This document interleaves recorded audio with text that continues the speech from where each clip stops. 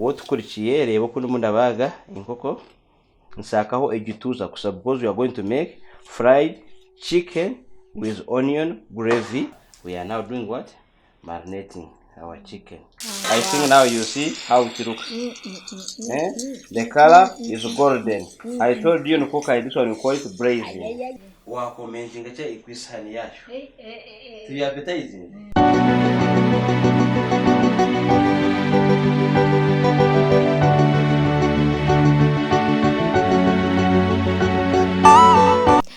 Mwaramutse mwiriwe bitewe naho umuntu aherereye.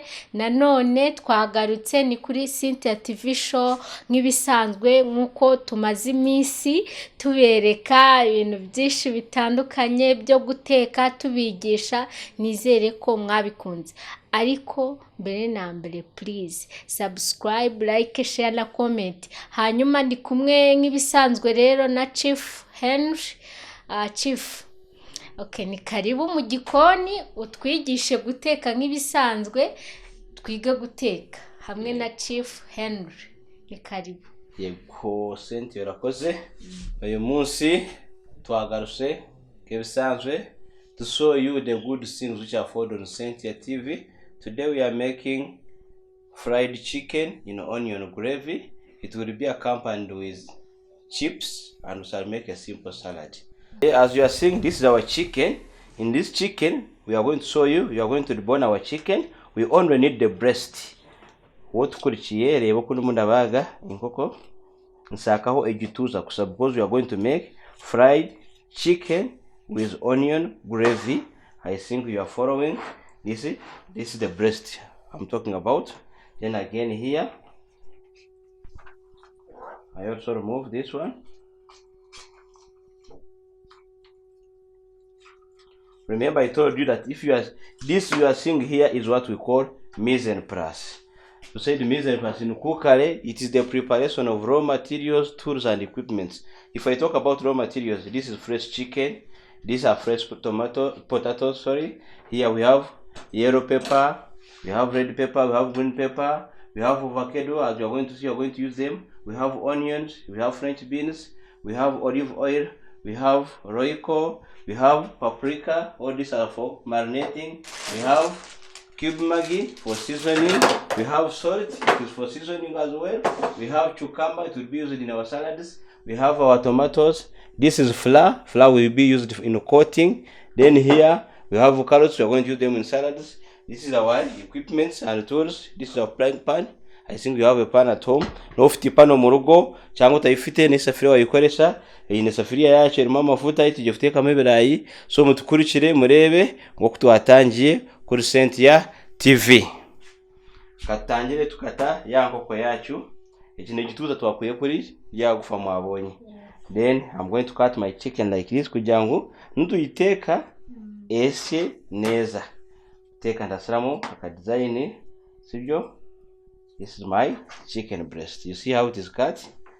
Same applies to this. Nayo ndayikata, sibyo? Kandi ugomba kuba ufite icyuma kiri sharp. Nawe ngo ibyuma ku isoko birahari nago bihenze,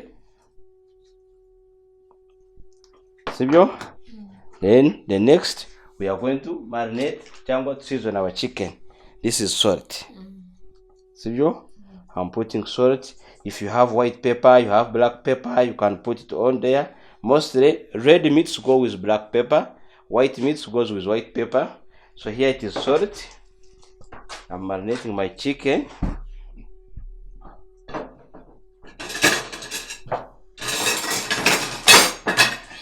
Let me use here marinating our chicken. This is my olive oil. Knife from gold. Just a little. This olive oil is healthy to your body. Nta kibazo ifite. Ni nziza no kuyinywa wayinywa nta kibazo. Nta kibazo. N'igira iki gutwara? Ntacyo gutwara ku mubiri. This is royco. What I'm doing is what we call marinating. Yes. Marinating nabwo ndi efasha kugira ngo bya birungo bingire mu ya nyama yorohe no kuryohe. This is paprika. It is like a form of a maka kantu karinga kasenda, but it is tasty. byose no kugira ngo ibyo tujye guteka bukore ki bikiryohere. Nyango murabona ibyo turakora. We are now doing what? Marinating our chicken.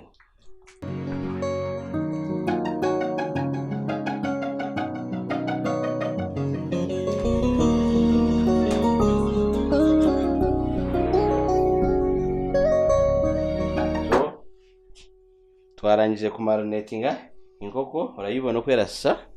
Tujye gukurikizaho iki, inkoko turayikotinga mu kafarini kugira ngo tuyiteka ku ipanu itaza gukora ki gufatiraho. This is our pan. So I'm going to do what you call coating. Coating.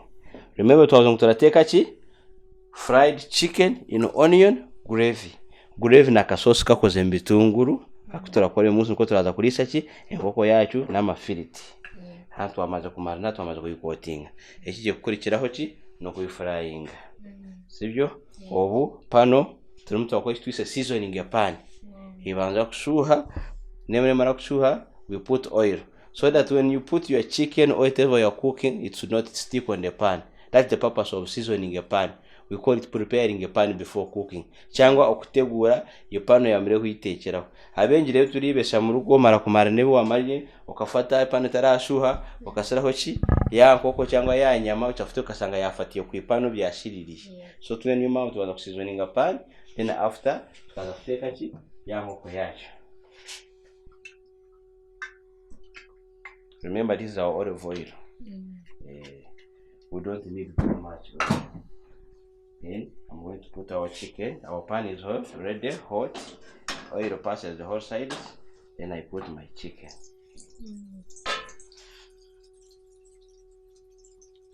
Like this.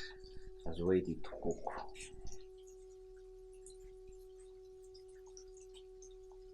Ya nkoko yacu abantu bite ku ruhande rumwe tujye kuyihindura kugira ngo turebe no ruhande rundi uko rumeze. I think now you see how it looks. The color is golden. I told you in cook this one we call it braising. See you see one side it looks nice. It is already now like the other day I told it is already appetizing. Yeah. We continue to cook our chicken until now we shall make our onion gravy sauce to make our chicken perfect. Haruko tukore ibingibi kuri mashiga na gukomeza gukora ikintu kimwe. Utuje gutegura bya birayi byacu tukore ki amafiriti. Tukomeza tukateka. Sibyo? Wakomeza ukamfasha hano ukakomeza ukora ki nanjye ngakora hangaha. Ukomeza hino.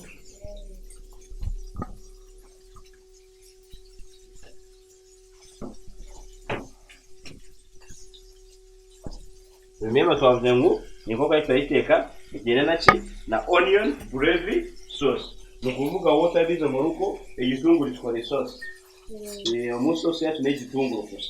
Nyuma ukoresha onion gravy ene kagena naki n'amafiriti.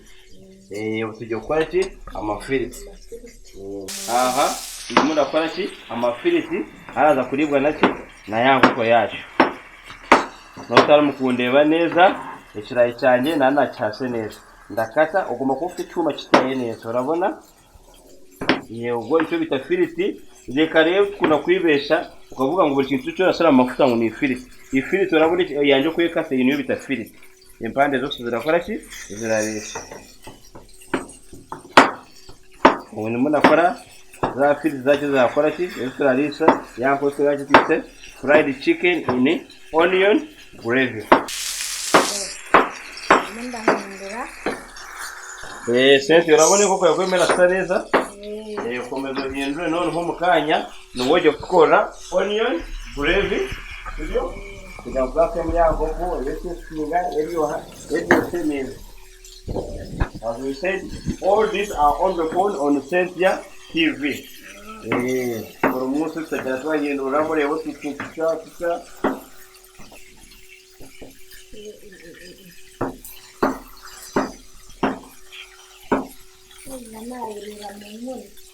Yamaze gufata karangi irasa neza. Ako kwa twavuze ngo turayiteka mu isosi yitise onion gravy. Ubu tujye kuvanaho ki yankoko yacu then tegure ki kaka sauce tuzo kuyishyiramo. Njyangwa kakarora kabona karasa neza. Bayireba nk'ubu etangiye gutera ki apeti. Yego. Nibuka twavuze ngo turayita ki fried chicken in onion gravy. Abatabizi igitunguru cyakora sosi buri kintu cyose ufite mu gikoni gifite akamaro kandi cyateka tukakora umuti idishi cyangwa ifunguro runaka. Aha bikureho noneho kora akasosi kawe. Yego urabibona urumva wayirya none. Aha rero iyi pano yacu urayibona nako tuyoza.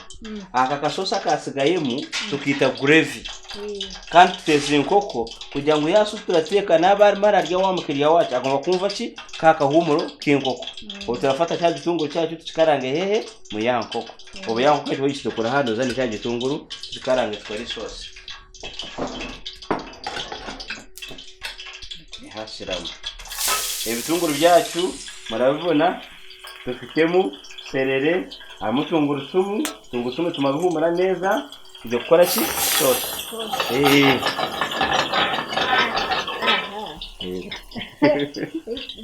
Tuzandikemo miro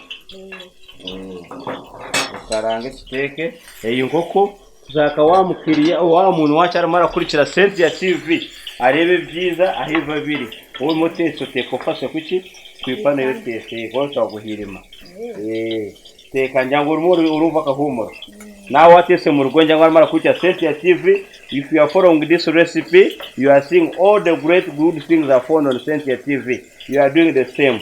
You are hearing the flavor. Akahumuro keza, sibyo? Byose usanga kuri Cynthia TV with Chef Henry. The international. Muhamu zasanga penyine. Byiza tuzabahasa bicafuteka, tuzabicyakurya neza. Twirukana uburwayi. Unoyanga kurya neza uzarya imiti nk'ibiryo. Nurya neza uzakuma ubuzima bwawe. Nibyo twaze kubakoresha kuri Cynthia TV. Mukurikire, subscribing, mukore likes, mucommenting, mumva cyose ushaka gukora tuzacikora. Kire muri comment kuri Cynthia TV tuzakibategura. Nabimenya ariko urabona ko igitunguru tushaka golden color tuze cyufata kuba niyo sauce yake igitunguru uraza kuyigana ya nkoko yacu wumva uburyohe bwayo.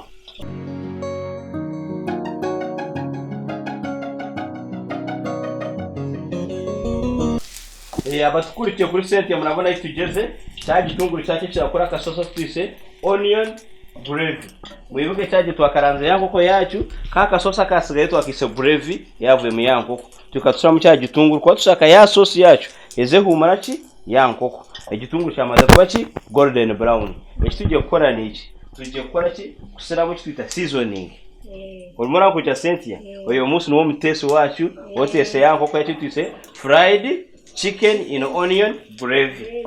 Ubu tugiye kusiramo umunyu twatumutasiramo seasoninga kugira ngo igire ki uburyohe akanakunye. Byose nawe watwucyo kuri Cynthia TV ugomba kuba ufite mu rugo Maggi, Royco, soy sauce, byose birungo birafasha mu guteka. Hano turakora icyo bita seasoning.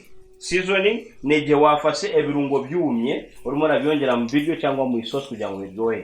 Ubu tura seasoning. Aha ngaho urabona tufite ifarini. Akamaro k'ifarini no kufatisha. Ifarini yizo kera fatisha.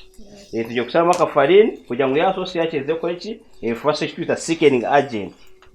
Uramura kujya Cynthia nikanyize nababa ndababa kujya Cynthia TV show byose baremba nabireba. Komeza vanga byose. Teke tutakora onion gravy sauce. Kandi sauce aina kubingu obutaha twakuje ikiganiro cyo gukora amasupe n'amasosi. Umuntu kumenya sauce itandukanye na soup. Sauce igomba kubefashe yegereye kwa sauce tuyirise biryo. Yego. Ndango rumva akahumuro kahogeze. Ubu none tujye kusiramo ki ya amazi yacu mu rugo ako tatumu hotel tukoresha cyo bita stock. Stock no mufa wavuye mu magufa y'inyama cyangwa y'ingo ushitewe n'icyo cyo guteka. Ako tujye gukoresha amazi. Kugira ngo ya farine fatiki akasosi komezo vange.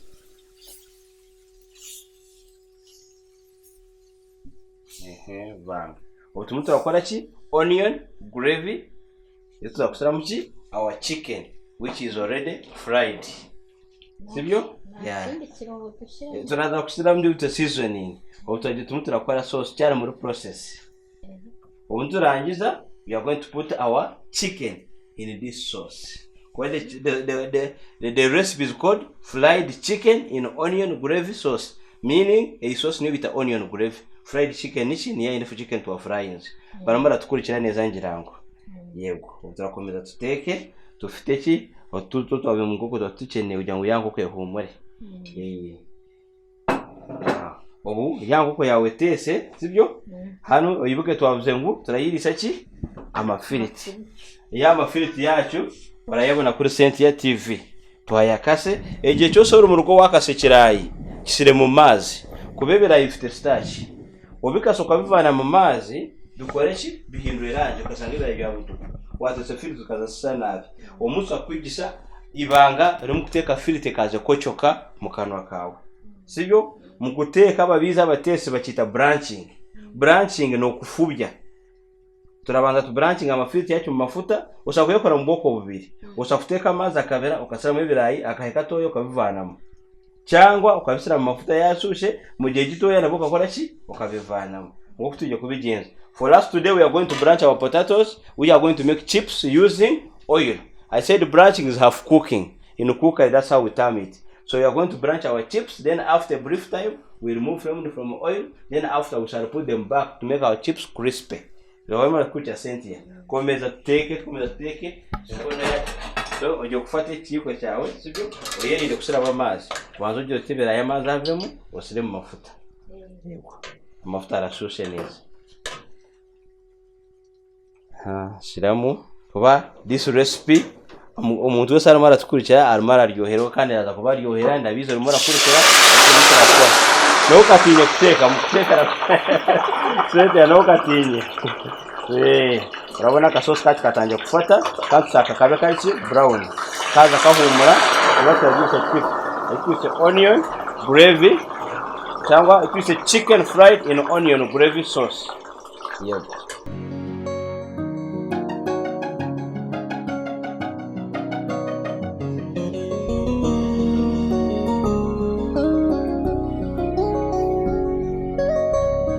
Cynthia noneho rero ayitugeze yibuka ntabwo umuntu turateka ki chips reka bya bindi byo rateka ukasanga chips ziri nk'ibitoki nakuze ngo umuntu turakora bita branching half cooking kufubya uwo amafiriti yo kuyavana amafuta cyangwa ashuhe turaza kuyasubizamo cyajyo ya fito kumve kocoka yumutse neza reka bya bindi bafata ukabibika amafuta atashushe ukasanga mu byahiye ibindi byaswanyuze ejo nabwo ni firiti. Ibyo turakora kuri Cynthia TV show. Uboje kuvanamo amafiriti yacu mafuta turaza kuyasubizamo. Twakoze branching nabwo turahise.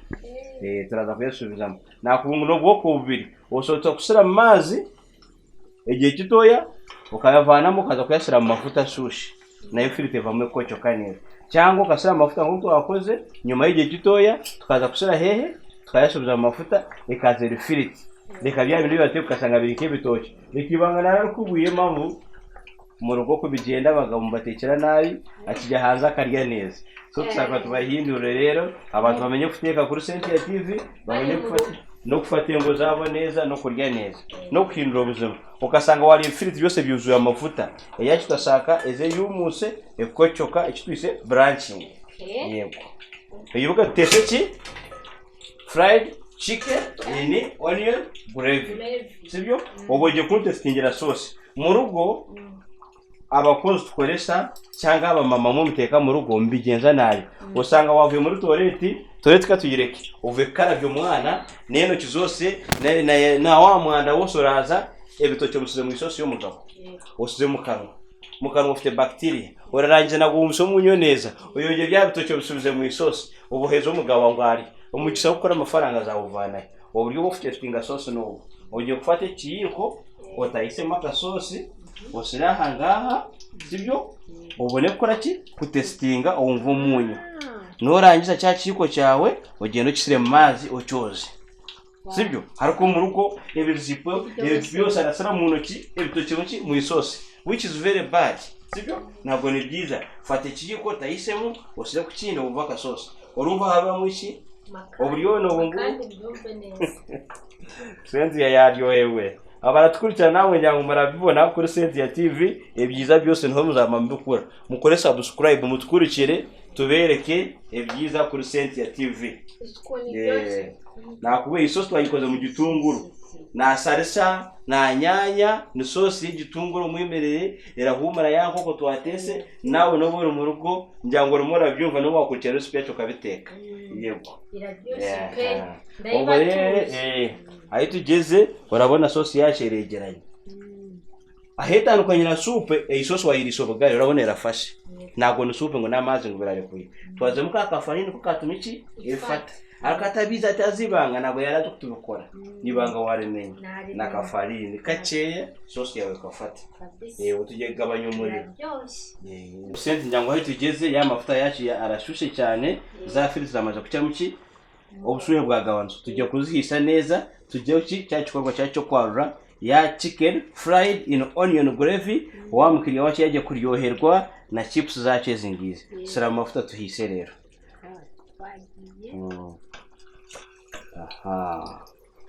Njango bari baratkurikira muri mbo buriyo hariko muri Cynthia TV kora subscribe sharinga mugenzi wawe wese urabona hari handika comment icyo ushaka ubwo ati ubuse mwatekeye nkoko ezo mutsaka mutekere ihenere mu muceri shaka icyo zatubwiye cyose tutura hano kubigisha no kubahindura emirire no kumenya guteka na metode zo gutekesha sibyo twagabanya byabirwaye by'imyizima za diabetes za pressure tuciye mu guteka neza tukarya neza kuri Cynthia TV. Whoever you are in England, you are in America, for us in Cynthia TV we show you the great things where they are done in cookery, the method of cooking, the how you present food, everything on Cynthia TV. Just subscribe, share, comment, like.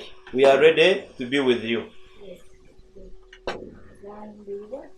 Komeza zumuke neza wasaka nabari umugabo wa mu rugo nari yavuga ati madam uyu musa kafirite nari katandukanye nari ezo bundi cyangwa katandukanye no mukozi yari sibyo kugira ngo nawe uboti nagozonja kujya muri hoteli nzakumara mu rugo wanje bateka neza sibyo nigibanga dushaka twindure ba bantu abataye ngo abakunda kurya muri hoteli ibyo swabukwa no mu rugo wacu mutkurike kuri Cynthia TV byiza no muzabishanga tujye kwa rero esani yacu arayibona iraka salade amabara ara appetizing esani yacu no mweru araka nyanya no mutuku gakombore karoti urumva yonyine irasa neza ubu ngubu rero tumuturarura tumuturigisha abantu barakurikira Cynthia TV naguze umugabo nagasaka ibisosi byinshi cyangwa ki icyo rakora turasaka sauce kakeya kugira ngo nasaka kandi urakamunjya ku ruhande ntabwo ni bizo ngo sire ibisosi byinshi sibyo turaza gusaka sauce ki kakeya hanga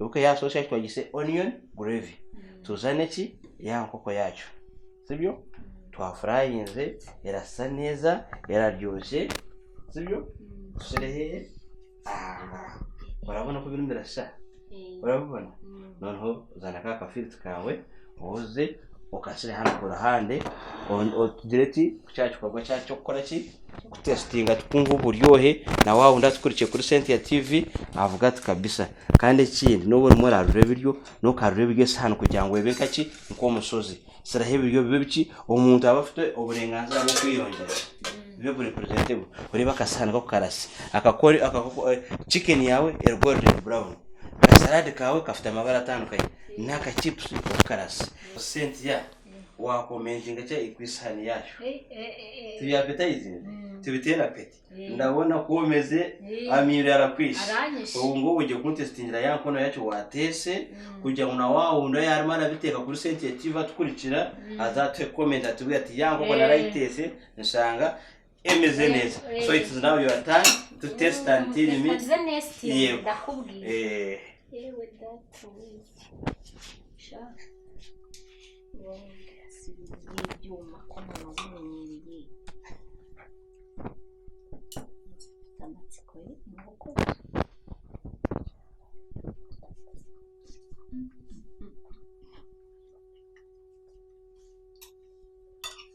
urayumva gute ntabwo nzongereye kugira ngo waje muri hoteli kandi dusa kuba tubukora mu rugo n'abatukurikiye bagwire kuri Cynthia TV basubscribing basharing ibyiza byose bazabisanga hanga numva biraryoshe